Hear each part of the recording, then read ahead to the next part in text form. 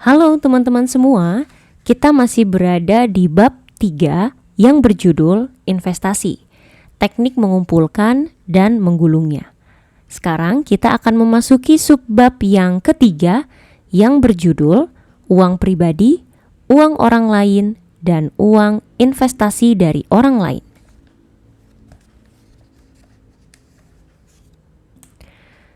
Sesuatu yang bergerak itu bukanlah ranting atau angin, melainkan hatimu. Itulah kalimat narasi pembuka dari film Bittersweet Life.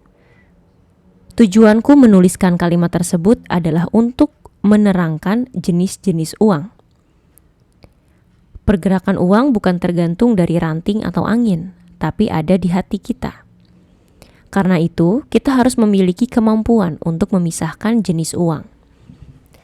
Apabila kita berusaha untuk memperhatikan pergerakan di dunia luar, kita akan melewatkan dasar-dasar uang.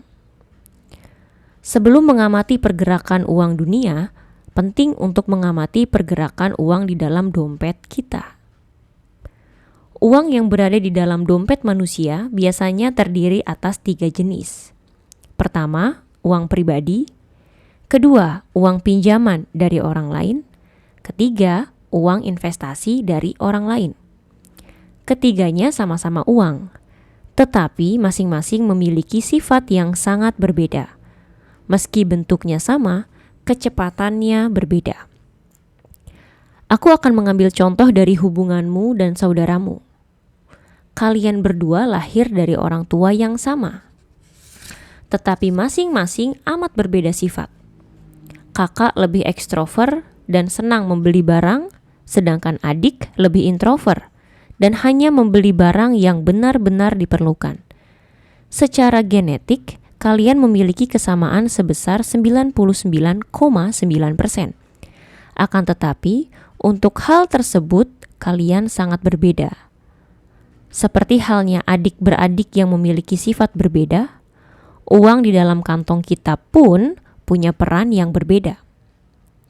Orang menggambarkan sifat uang dengan aset, utang, modal, obligasi, saham, investasi, dan pinjaman. Itu adalah cara pemisahan yang biasa dipakai di buku pelajaran. Terkadang, penjelasan dari buku tidak bisa terpakai di dunia nyata. Sering sekali definisi tersebut begitu berbeda dengan apa yang terjadi di dunia sesungguhnya. Perbedaan dan kebingungan itu biasanya terjadi karena adanya perbedaan bentuk antara uang yang ada di dalam pikiran dan di dunia nyata. Jadi, lebih penting untuk mendalami sifat dari uang dengan bahasa sehari-hari dibandingkan dengan teori. Lupakan teori pemisahan uang lainnya, mari kita lihat bagian-bagian uang dengan cara pemisahan uang dariku. Di dompet kita yang ada hanya uang milik pribadi, uang pinjaman, dan uang investasi dari orang lain. Ketiga jenis tersebut apabila diperjelas lagi akan menjadi sebagai berikut. Pertama, uang pribadi. Orang-orang menganggap uang sebagai uang mereka sendiri. Orang yang buta ekonomi menganggap uang ini bisa digunakan sesukanya. Uang yang dihasilkan dari pekerjaan termasuk ke dalamnya. Tentunya bagus sekali kalau dompet kita penuh dengan uang jenis ini. Namun, dunia nyata tidak semudah itu. Tidak mungkin kita bisa memenuhi kantong kita hanya dengan uang jenis ini. Walau demikian, masih tetap penting untuk menjaga rasio masuknya uang agar tetap stabil. Biasanya uang ini tertulis di dalam laporan keuangan sebagai ratio of owner's equity atau rasio ekuitas pemilik. Karena itu, bisa dibilang kalau uang pribadi adalah uang yang penting. Dari keseluruhan uang kita, pertahankan rasio dari uang pribadi di atas 30%. Apabila jumlahnya kurang dari itu, kita akan sulit melakukan pengeluaran dengan bebas meski ada uang di dalam kantong kita. Kedua, uang pinjaman dari orang lain. Biasanya uang ini disebut sebagai utang. Uang yang dipinjam dari orang lain harus dikembalikan. Dalam uang ini ada kewajiban untuk membayar kembali uang pokok beserta bunganya. Jika kita meminjam 10 juta won, kita harus membayar sejumlah uang tersebut pada tanggal yang sudah ditentukan. Kalau kita gagal bayar, namanya bangkrut. Karena itulah yang jenis ini hanya boleh ada di bawah 30% dari total uang kita. Uang jenis ini adalah uang yang meskipun ada di dompet, selamanya tidak akan menjadi uang kita. Uang jenis ini harus dipertimbangkan dengan baik. Jumlah uang serta periode peminjaman dan yang terpenting adalah target orang yang akan kita mintai pinjaman juga sangat penting dipertimbangkan. Meminjam uang dari bandar atau kreditor dengan bunga yang tinggi bisa membawa petaka dalam perekonomian. Pinjamlah dari tempat atau orang yang terpercaya dan pastikan hanya meminjam tidak lebih dari 30% keseluruhan uang kita. Orang yang dipinjami uang akan menjadi kreditor dan kita akan menjadi orang yang berutang. Ketiga, uang jenis ini adalah uang investasi dari orang lain. Hampir mirip dengan uang dari utang, tetapi sifatnya sangat berbeda. Keduanya sama-sama merupakan uang orang lain, tapi perbedaannya adalah uang pokok dari uang ini tidak harus dikembalikan. Meski tidak ada kewajiban untuk mengembalikan uang pokoknya, uang ini harus ditingkatkan nilainya.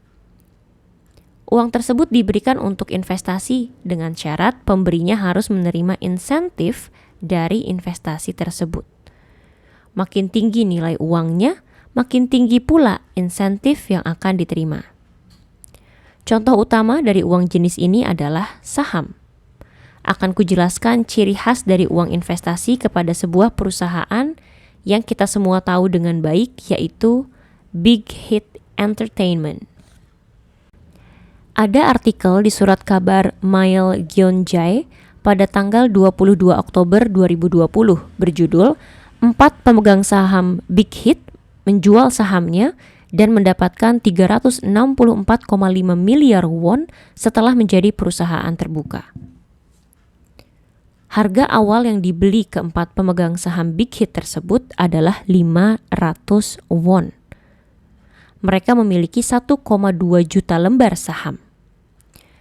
Bila jumlah lembar saham dikalikan dengan harga pembelian 500 won, berarti investasi awal yang mereka berikan adalah 600 juta won. Ketika perusahaan resmi menjadi perusahaan terbuka, nilai perusahaan tersebut langsung naik 500 kali lipat sehingga harga saham yang tadinya hanya 500 won menjadi 25.000 won. Mereka menjual saham mereka dan dalam sekejap mendapat uang 364,4 miliar won. Saham tersebut naik 500 kali lipat. Orang-orang yang memiliki kekurangan uang pribadi akan menerima uang investasi untuk berbisnis. Mereka berhak memiliki uang investasi tersebut 100%, tetapi mereka harus menjalankan usaha untuk meningkatkan nilai dari perusahaan. Kalau seandainya sebuah perusahaan menginginkan uang investasi namun persentase kesuksesannya kecil, tidak akan ada orang yang ingin berinvestasi. Dengan demikian, penting untuk meyakinkan bahwa perusahaan kita akan sukses apabila kita ingin mendapatkan uang investasi dari orang lain. Ini yang aku harapkan darimu. Tidak ada kewajiban untuk mengembalikan uang pokok, tetapi kita harus menunjukkan nilai yang cukup agar meyakinkan orang berinvestasi. Untuk bisa mewujudkannya, kita harus menjadi orang yang memiliki nilai atau layak menerima investasi. Kita harus membuat orang-orang berani menginvestasikan uangnya kepada kita.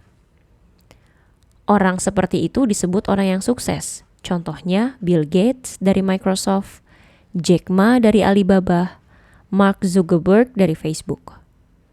Orang-orang ini tidak melakukannya dengan uang pribadi. Mereka memiliki kemampuan menarik kepercayaan orang untuk bisa berinvestasi. Orang-orang percaya pada kemampuan tersebut hingga akhirnya memutuskan untuk berinvestasi. Anakku, Mungkin kamu penasaran seperti apa rasio keuangan keluarga kita. Aku akan menjawab rasa ingin tahumu dengan penjelasan yang mudah. Jangan sekali-kali berpikir bahwa uang keluarga adalah uang pribadimu. Uang ini adalah uang yang dimiliki ayah dan ibumu. Kami tidak memikirkan warisan untuk anak-anak. Uang keluarga ada sekitar 5 miliar won. Pertama, ada uang pribadi sebesar 70%. Uang pinjaman sebesar 30%. Dan yang ketiga, uang investasi orang lain sebesar 0%. Ketika semuanya digabung, terkumpullah uang sejumlah 5 miliar won. Pada akhirnya, akan sulit menjadi orang dengan kekayaan lebih dari 10 miliar won tanpa adanya uang investasi orang lain. Apapun itu sangat boleh dilakukan. Kita harus membuat seseorang menginvestasikan uang atau waktu atau kehidupannya kepada kita. Untuk menjadi orang yang seperti itu, penting sekali untuk memiliki dasar pengetahuan yaitu wawasan ekonomi. Untuk itulah mengapa belajar ekonomi menjadi kian penting bagi kita. Ini adalah akhir dari subbab ketiga yang ada di bab 3, yang berjudul uang pribadi, uang orang lain, dan uang investasi dari orang lain. Selanjutnya, kita akan memasuki subbab yang keempat yang ada di bab 3 yang berjudul jenis pekerjaan yang tidak akan dipecat.